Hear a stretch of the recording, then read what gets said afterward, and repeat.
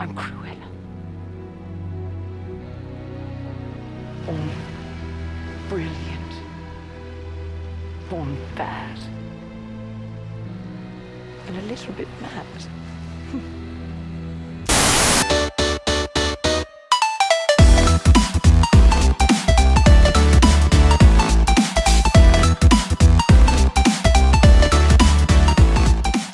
Alright everybody, I am Kevin from The Real Movie Guys, and you are watching The Real Review, a series where we review and discuss all your favorite movies. On today's episode, we're going to be taking a look at Disney's Cruella. Estella is a young and clever grifter who's determined to make a name for herself in the fashion world. She soon meets a pair of thieves who appreciate her appetite for mischief, and together they build a life for themselves on the streets of London. However, when Estelle befriends fashion legend Baroness von Hellman, she embraces her wicked side to become the raucous and revenge-bent Cruella. Fun fact you may not know about me, the original 101 Dalmatians was the first film I ever saw in theaters. Granted, I was really young when I saw it, but Cruella de Vil is a character that never left my psyche. Her character was just downright horrible, a crazed psychotic woman constantly yelling and insulting people. I mean, the woman wanted to skin puppies to make a coat. It doesn't get much more evil than that. To me, I don't need to know how Cruella became Cruella, and sometimes the unknown makes a character just that more enticing, especially for a villain character. But if you're going to do something like this, I'm not against it. I can't say I'm enslaved to any one singular take of a franchise or a piece of media. It's fun to see what people can come up with as far as their interpretation. That being said, Disney's take on the notorious villain has issues with the story, theming, tone, and originality, but I did have a much better time with Cruella than I ever thought possible. The real winner in this origin story has to go to Emma Stone, playing the infamous title character. While we have seen other live-action interpretations of this character before, Glenn Close donned the black and white back in 1996, Stone really just fleshes out this character with impeccable fun, charm, and cruelty. She's charismatic in all the right places, helping to strengthen some of the weaker elements of the script. You can just tell by watching her that she is having such a great time in this movie, not afraid to chew the scenery, giving Cruella just the right amount of sympathy and wickedness. While I think capturing the spirit of Cruella is important, Stone doesn't forget to add depth to Estella, Cruella before the transformation. Her likability and charm is just so important, and Stone knows that, making sure the emotional beats hit and that we are really rooting for her to become the destined Cruella. The rest of the cast is a bit more standout than normal as well. Emma Thompson delivers a downright evil performance as the Baroness, giving us a villain that Cruella has to overcome. Her quippy insults and fierce demeanor added much more intensity to her scenes than I would have anticipated. It feels so amazing when we see Cruella take what she learns from her adversary and turn it against her. Just the idea she is an unintentional role model for Cruella is clever in its own right. Cruella's lackeys are also given much more to do in this film as well. Jasper, played by Joel Fry, and Horace, played by Paul Walter Hauser, have a great chemistry with each other and Emma Stone. It came across as believable that these three would be close friends since childhood. Jasper gets more of the serious moments with Stone, helping us question the anti-hero's intentions, while Horace is played more for laughs, which is successful in getting a few surprise laughs out of me with his strange observations. I also want to give a slight round of applause to the canine cast of this film. It was reported that around 50% of the animal cast was CGI, and at times it can be hard to separate between real and movie magic. There are some ugly scenes, no doubt. Anything involving the Dalmatians are just plain bad, but overall it's commendable they tried to marry the two instead of relying on just CGI. I am happy to say Cruella pleasantly surprised me with its style, which is good since one of its main story angles is about fashion design. The clothing radiates a sense of fashion that I'll never be able to understand, feeling glamorous and artistic at the same time. The contrast of bright colors to the famed black and white Cruella colors makes everything stand out in the best way possible. Cruella is really at its best when it pushes the 70s rebellious fashion icon angle, leading to some more memorable action set pieces when we see the Cruella persona really starting to develop. One of my favorite scenes is actually featured in the trailer when Cruella reveals herself to the public. This is just one of many scenes that helps give Emma Stone the presence she needs to bring the character to life. One of the big changes you'll notice in this movie is that Cruella isn't really a villain at all, and while I know this will be seen as controversial, I think for the story they are telling, it works. The character they are going for is strong and fierce, 70s punk to the core, a rebel, not a villain. The movie even pokes fun at Cruella's love of Dalmatian and makes one of the most crucial elements from the animated film nothing more than a misinterpreted bluff. While this works overall, I do think there is a direction they should have leaned more into, but I'll talk about that in a little bit. And this leads into one of the film's first missteps. its dedication to the animated film. Fun nods and jokes to the original source material are to be expected in a film like this, but Disney does treat these reminders as shackles that can just come across as pointless. I could honestly not even tell you if this film is supposed to take place in the same universe as the animated film story events, and this film doesn't know either. The likes of Anita, who they cleverly give the last name Darling in this film, and Roger are included but ultimately serve little to no purpose other than to make you say, oh look, they are from the animated movie I love. The worst offender is an event that happens in this film involving Cruella and the and Dalmatians when she was a child. You would have to see it to believe it, and honestly, even if I told you, I don't think you would believe me. It's so over the top and ridiculous, I had to pause the movie until I stopped laughing. The movie includes a scene mid-credits that attempts to maybe connect the two universes together, but it left me with more unsettling questions than anything else. This movie is at its best when it isn't worried about connecting the dots, and at times it can be fun, it just never worked for me. Like the main character Estella, the biggest problem with the movie is that it suffers from a severe case of identity crisis and unoriginality. A recent trend I've begun to notice from Disney as of late is that they like to pull plot lines or themes from other successful movies, shamelessly I might add, and stuff as many of them as they can within a single movie praying one works. The best way to summarize Cruella is that it's a combination of The Devil Wears Prada, Ocean's 11, and Joker, resulting in none of the identities particularly sticking. Want to see a young upcoming fashion designer with great skill be demeaned and pushed aside by a fashion icon she looks up to? This movie has it. Want to see a specialized group of quirky characters pull off the ultimate heist? You got it. Want to see a misunderstood woman constantly shunned from society until her true cruel self can be unleashed? You came to the right place. Just don't expect any of this to mesh or make sense narratively. This movie just doesn't want to be inspired from those films. It wants to directly lift plot points from them. It's one thing to honor other works or be inspired, but this movie just directly pulls unapologetically, adding nothing new. I think out of all the plot lines, the fashion designer and outcast ones had the most potential to work together. They seem to be the most in line with what this movie maybe wanted to be. The heist scene is generally just played for awkward laughs and is used more as something for the side characters to do and have others meet, thus making this feel most unnecessary. Joker, I feel, was the most obvious film this movie wanted to capture as far as spirit, and while it may be dressing up Cruella with pale white makeup and her claiming she is broken and unstable, none of that ever comes across due to it being so unfocused. Tonally, this movie has some serious issues as well. I always felt like it was just too afraid to take that extra step. Many times they would circumvent this with an out-of-place joke. Not gonna kill her, are you?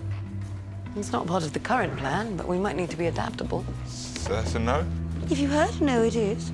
But ultimately though, Cruella never wants to make the title character feel truly evil. Films like Joker know what the end game is as far as character development, but make the journey interesting and sympathetic until you realize there is no saving the character. Though I mentioned earlier that the concept of Cruella being an anti-hero works for this film, you have to wonder if they went tonally darker in a Joker-like direction, we might have had a more interesting film. Especially now in cinema, we are looking for well-written and deep female characters. We don't always want characters we sympathize with. We want characters that are shaped by the damages they suffer in life, and if they end up being evil, it's okay to hate them for what they became. I don't think this movie needs to be rated R or anything like that. A PG-13 rating is sufficient. They just needed to explore the darker themes a little more, and that would have made her anti-hero moments even more meaningful. The last bit of issue I have with the film is in the music department. When we see licensed songs used correctly, they can make an impact on a film, leaving the viewer a memory of the scene every time they tap their foot to a particular song. Cruella, like its plot, just can't stop bashing you over the head with its music selection. We get it. It's 70s rock punk theme. I don't need to hear a popular song from the era every 2 seconds for you to prove that to me. It all ultimately feels like background noise, and any scene that would use a song in combination with a set piece was just lost on me due to the overindulgence. I would have loved to discuss the movie's general score with you, but it's just never had enough staying power to come across in a meaningful way. I know Cruella is trying to make a statement by being loud and rebellious, but the soundtrack needed to be more selective in its playlist inclusions. Cruella is such a visually interesting movie, but it's also narratively uninteresting. If only the film was able to tighten up its story, then it would complement Emma Stone's amazing performance. The potential was here for a Disney live-action film to finally do something different and carve its own identity. It's funny to think that a film that was so obsessed with rebellious chaos and its message of being proud of who you are, they couldn't have played it more safe, which leads me to my final score. I'm going to give Cruella a C. If you need to talk about power, you don't have it.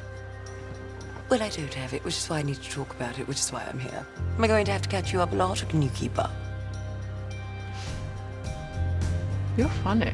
This is the kind of Disney film that I could see developing a cult following over time. The energy and performance of Emma Stone alone foreshadow many a cosplay in the near future. If nothing else, we at least got a fun interpretation of a story we didn't even know we really wanted. Cruella may have a spotted approach to storytelling, but it would be cruel if we didn't acknowledge how stylish and fun this movie can be. If you guys like what you've seen here today, consider giving this video a like and leaving your thoughts in the comments below. If you want to stay up to date with everything Real Movie Guys related, make sure to hit that subscribe button and check us out on Instagram, Twitter, and Facebook. And don't forget, all you audio listeners at home, we are available on many podcasting platforms. Just search The Real Movie Guys, you should pop right up. Thank you again all so much for joining us on this episode of The Real Review. We are The Real Movie Guys. Real guys, real movies, real thoughts. Catch you next time.